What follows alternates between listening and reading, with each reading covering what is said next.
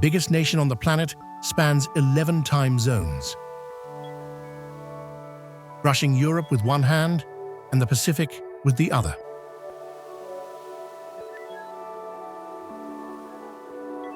In Siberia, winter sinks to brutal lows. In the far south, summer climbs past scorching highs.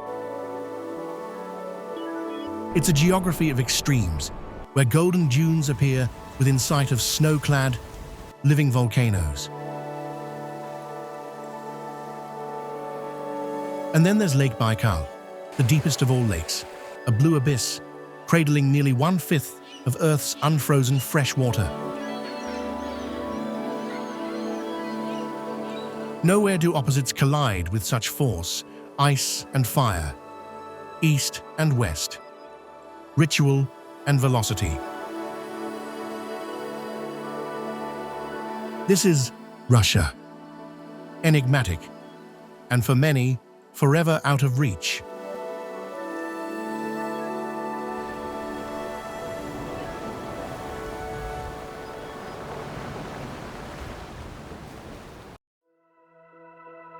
Moscow is the cradle of state power. From the 14th century, a small principality hardened into an empire. Inside the Kremlin, Tsars ruled and left indelible signatures. Ivan the Fair, remembered as Ivan the Terrible, first wore the crown of Tsar of all Rus here, establishing a centralized, autocratic order. He commissioned St. Basil's Cathedral on Red Square, its onion domes like stone flames, to celebrate victory over Kazan. Across centuries, Moscow became more than a political capital. It reinvented itself after Mongol and Tatar invasions, after Napoleon's fire in 1812, and after the bombs of the Second World War. Each time, the city's heart resumed its beat. Deep below, Stalin's 1930s metro gleams like a people's palace, crystal chandeliers and marble halls that double as a manifesto in stone.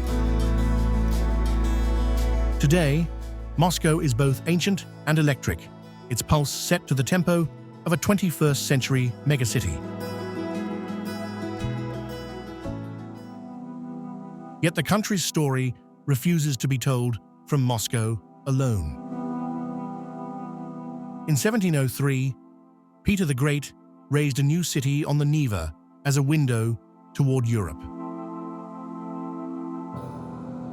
St. Petersburg, imperial capital for more than 200 years, Peter angled Russia's gaze westward, and the city embodied that ambition. Under the Romanovs, St. Petersburg became a nexus of politics, culture, and art. The Hermitage, Catherine the Great's winter palace, served as royal residence and grew into one of the world's great troves of art. During the white nights of summer, the city glows with a soft midnight light that recalls Pushkin's verse and Dostoevsky's shadowed streets. For many, this is the nation's soul, captivating, romantic, and scarred by revolution and the storms that followed.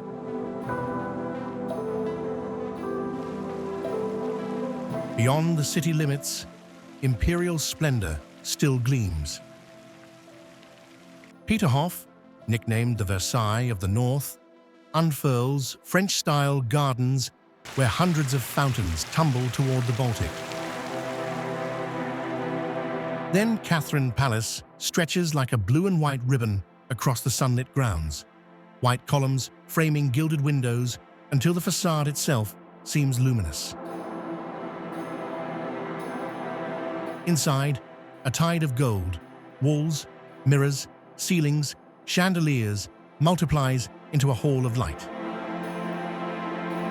At last, the Amber Room, panels aglow in honeyed browns, oranges, and golds, as if sunset were caught and stilled within translucent stone.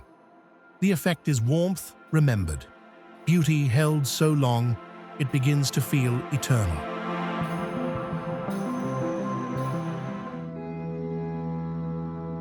At Russia's far eastern edge, the Kamchatka Peninsula reaches into the Pacific, a place that appears unbothered by time. Volcanoes breathe, snow lies heavy, sky and fire keep uneasy company. Crimson lava arcs against white steam and blue air. Here, ice and flame share a border. The peninsula is also realm to the mighty brown bear, among the largest on Earth, males rising taller than a doorway, weighing hundreds of kilos. They pace the rivers, waiting for scarlet salmon to fight upstream. One clean sweep of a paw, and silver muscle flashes from the cataract, raw strength, tempered by precision, a scene that reminds visitors this country remains, in many regions, unruled by humans.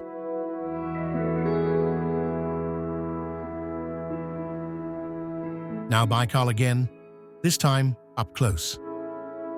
A basin more than a mile deep, laid out like a vast mirror of ultramarine. In winter, the frozen surface sings. Fractures in the ice release tones that travel across the emptiness like music from the bedrock. The Buryat tell of the Angara River, Baikal's only outlet. In their legend, stern father Baikal had a beautiful daughter, Angara, who fled to meet her beloved, the Yenisei. In fury, the father hurled a massive rock to bar her way. That stone, Shaman Rock, still stands as if mid-argument, and the lake seems to whisper their story across every ripple. Baikal's living world is singular. The Nerpa, the only freshwater seal, dives beneath the ice with great dark eyes. How their ancestors found this inland sea remains debated, but their adaptation is unmistakable. Thick coats, breathing holes carved through winter's lid, pups raised on floes. Their favorite prey includes the golomyanka, a translucent oilfish that looks like liquid glass, part of an intricate food web unlike anywhere else. Above the waterline, migratory birds gather with the seasons, and in the surrounding mountains, the taiga carries quiet hoofprints of reindeer beneath the pines.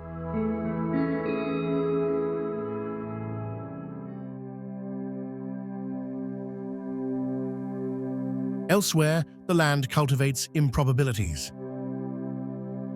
Along the Lena sandstone battlements, the Lena pillars rear like a stone garrison watching the river.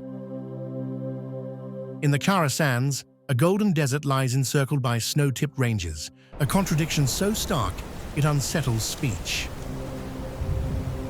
At Stolby, a forest of rock towers draws climbers who test nerve and grip against wind-carved pillars, returning year after year to measure themselves against stone.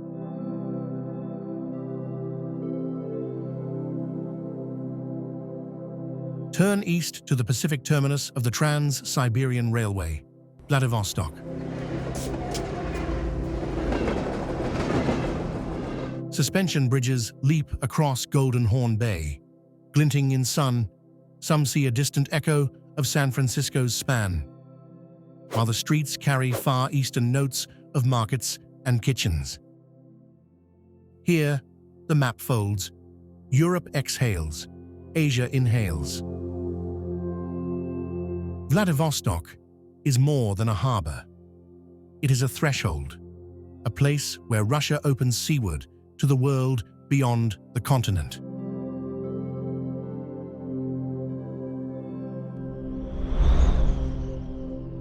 Siberia also keeps a ledger of sorrow. The Kolyma Highway, called the Road of Bones, runs across a frozen wilderness. At first glance, it's only asphalt threading the tundra. Beneath it lie the remains of countless Gulag prisoners sent in the 1930s to mine gold and build in murderous cold. Winters dropped far below zero. Hunger and disease were constant. The dead could not always be buried in consecrated ground. Every mile rolls over a silent cemetery, a history felt in the spine as much as read on a plaque. Against that darkness, fortitude has its monuments.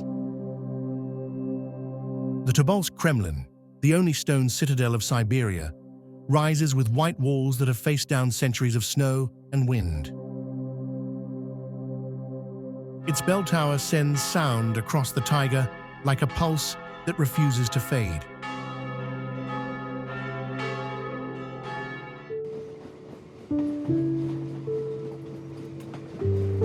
Binding all distances is a work of audacity, the Trans-Siberian Railway.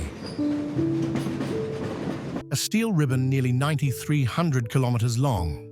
It crosses 8 time zones from Moscow to the Pacific. Ride it today and the windows arrange the country into chapters. Steppe without end. Dark conifer forest. The sapphire plain of Baikal.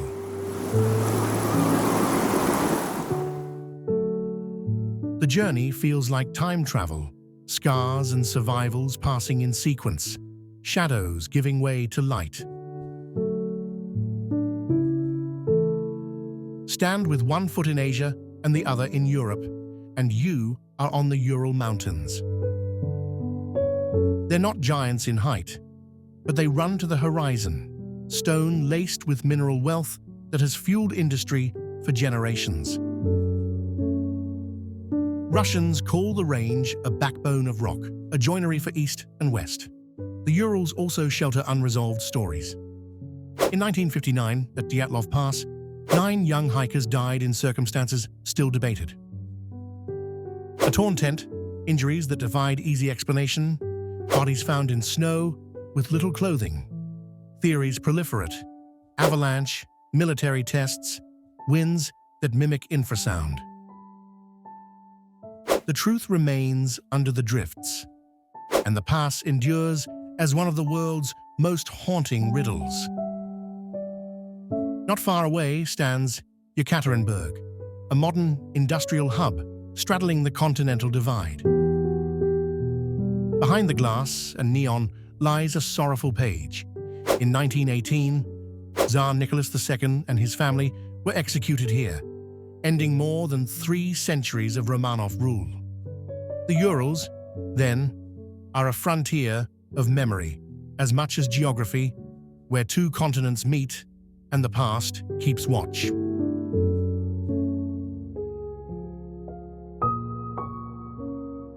Through upheavals, faith threads the nation together. At the Trinity Lavra of St. Sergius in Sergiev Posad, bells from gold-capped towers roll through incense and candlelight, falling over icons that have gathered centuries of prayer. The quiet gravity of the place marks it as a center of Russian orthodoxy. In ancient towns such as Suzdal and Novgorod, blue, gold, and silver domes have met the sky for ages. Walls crack, tiles loosen, but liturgy continues. Locals regard the churches as living vaults of memory, where old and new breathe the same air. In Kazan along the Volga, the skyline pairs an Orthodox cathedral with a mosque. From the Kazan Kremlin, you can hear bells, and the call to prayer share the same wind. The city has become a symbol of religious coexistence, 2 traditions not in contest, but in conversation.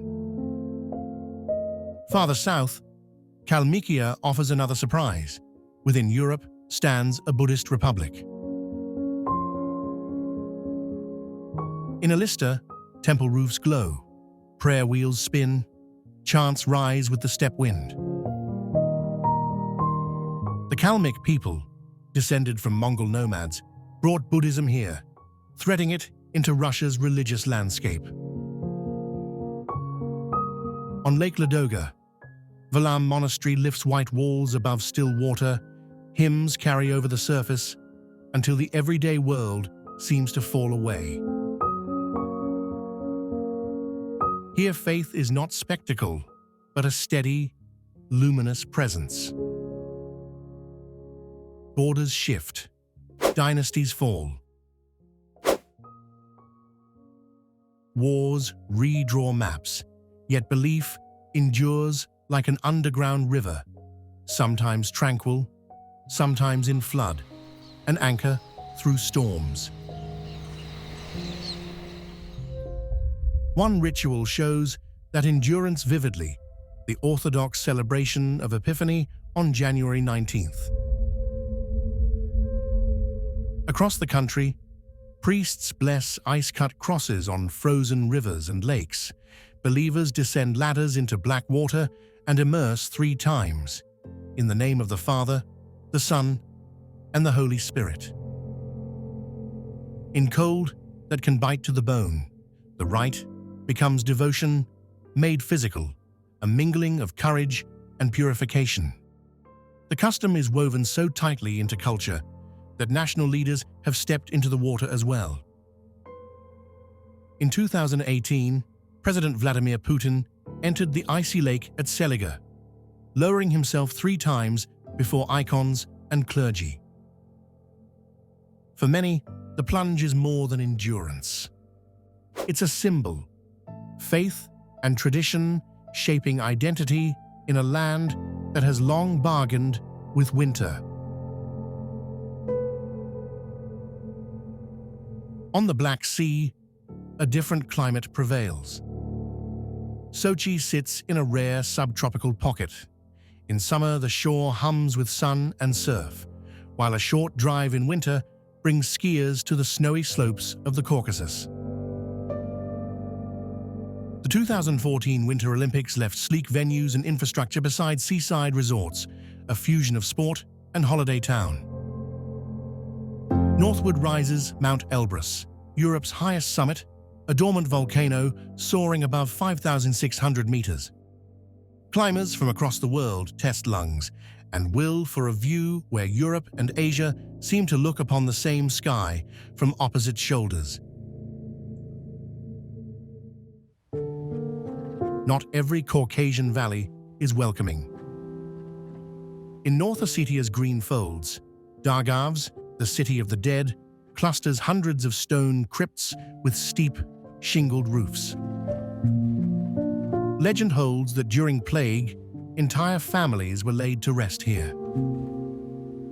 Locals say that crossing a threshold is to step into the realm of the departed. Dargavs is a hushed, solemn chord in the region's symphony. Travel east to the Caspian, and you reach Derbent, Russia's oldest city.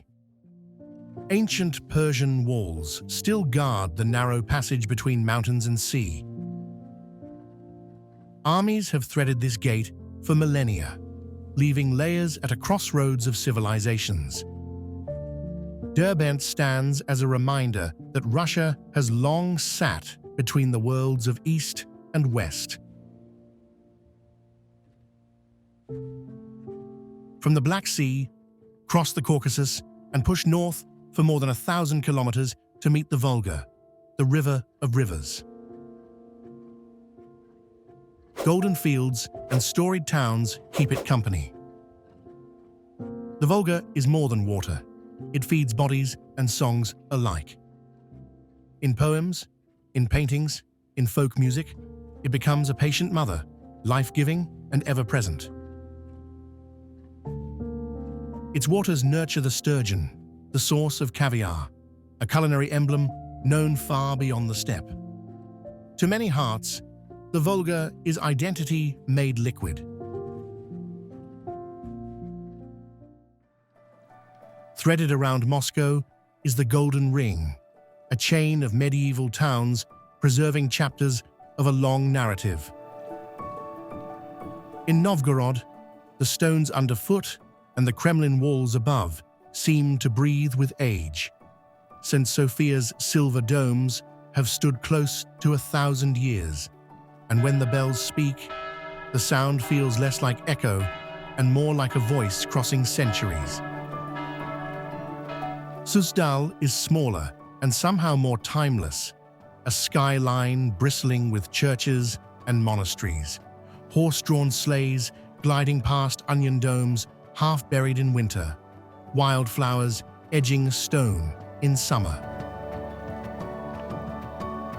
Farther north, the scenery shifts. On Kiji Island in Lake Onega, the Church of the Transfiguration lifts 22 silvered domes, crafted without a single nail, so that wood appears to shine like metal. Nearby, in Karelia, the abandoned marble quarries of Ruskeala have filled with turquoise water, their sheer walls mirrored in still pools. Push beyond the Arctic Circle to Murmansk, largest city of such latitude. Icebreakers nose from the harbor to carve lanes through frozen sea. But the sky steals the show. When auroras unfurl in green and violet, the snow below carries a ghostly sheen, and reindeer move like quiet handwriting across the tundra. In that light, the Arctic feels less like a place and more like a legend walking. Thank you for traveling this breadth. Making this film reminds us how much lies beyond the stock images. Not only red square and painted domes, but volcanoes that breathe, lakes that sing in winter, and fortresses that argue with time. Russia is not only large, it is layered, beautiful, wounded, resilient, astonishing. Its stories deserve to be heard beyond its frontiers. If this journey spoke to you, leave your thoughts below. And if you're ready for the next horizon, subscribe and come along. To honor this country, a line from Pushkin, whose verses still tend the national spirit. Even geometry needs inspiration, no less than poetry. Because whether in art, science, or the open road, discovery has no finish line. Find the world. Seek the extraordinary. See you on the next adventure.